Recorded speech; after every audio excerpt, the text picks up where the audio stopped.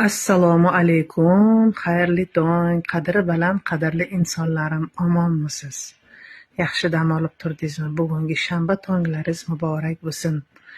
Azizlarim, hamisha erta tongdan sog'liqni g'amida, tanani g'amida inson bo'lishi kerak. Birinchi o'rinda tanani sog'ligi.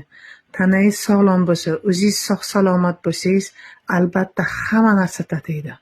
Shuning uchun ertalabdan birinchi o'rinda tongni suv bilan ichishni boshlanadi va davomida albatta ichki dush qabul qilib, hujayralar doirasida o'tqopidan boshlab jigarlarni tozalab beruvchi, qon tomirlarimizni tozalab beruvchi смотричni elitniy sortidagi choy kofelari bilan kun davomida davom etamiz azizlar.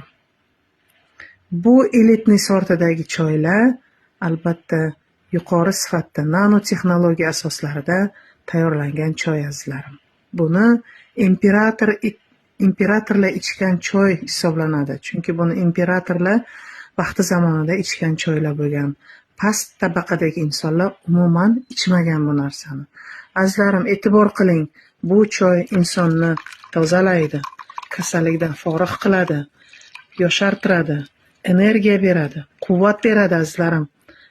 Birinchi o'rinda insonni tozalab beradi, ichki organlarini tozalab beradi. Chunki biz har kuni ovqat yeymiz va ob-havoni ta'siridan, stresslarning ta'siridan bizni organizmimiz shlaklardan to'lib boradi azizlarim.